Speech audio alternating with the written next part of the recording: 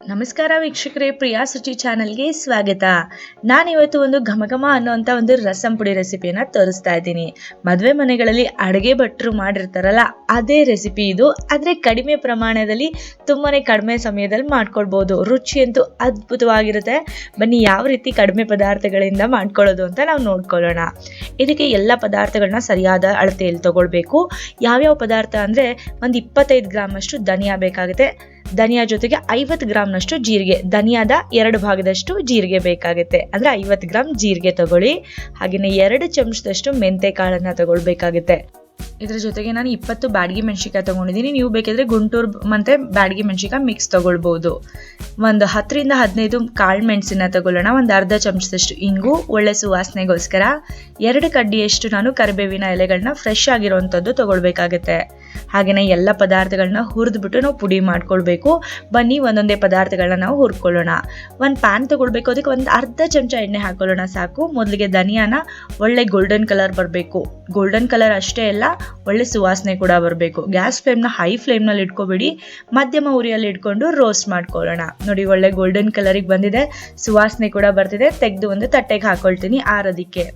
ಧನಿಯಾನ ಹುರ್ಕೊಂಡಾದ್ಮೇಲೆ ಇದರಲ್ಲೇನೆ ನಾನು 50 ಗ್ರಾಮ್ನಷ್ಟು ಜೀರಿಗೆ ಕೂಡ ಹಾಕೊಳ್ತೀನಿ. ಧನಿಯಾದ 2ರಷ್ಟು ಅಂದರೆ 50 ಗ್ರಾಮ್ನಷ್ಟು ಜೀರಿಗೆ ತಗೊಳ್ಬೇಕಾಗುತ್ತೆ.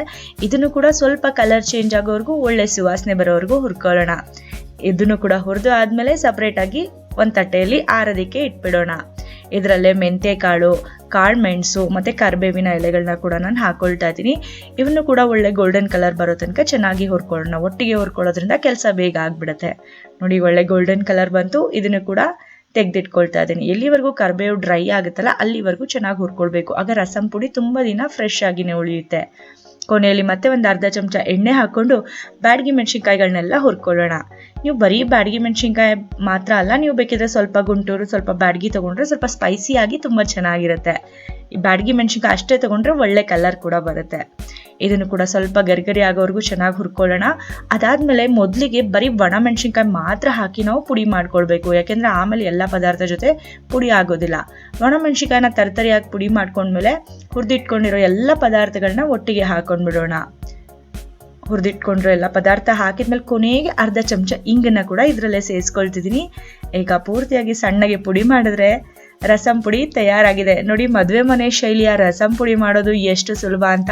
ಕಡಿಮೆ ಅಳತೆಯಲ್ಲಿ ಎಲ್ಲ ಪದಾರ್ಥಗಳನ್ನ ಹಾಕಿ ಒಳ್ಳೆ ಮದುವೆ ಮನೆ ಶೈಲಿಯ ರಸಂ ಪುಡಿ ಮಾಡೋದು ಎಷ್ಟು ಸುಲಭ ಅಲ್ವಾ? ಈ ರಸಂ ಪುಡಿ ಹಾಕಿ ಘಮಘಮ ಅನ್ನೋ ರಸಂನ, ಮದುವೆ ಮನೆ ಶೈಲಿ ರಸಂನ ಹೇಗೆ ಮಾಡೋದು ಅಂತ ನಾನು ಮುಂದಿನ ವಿಡಿಯೋದಲ್ಲಿ ತೋರಿಸ್ತೀನಿ.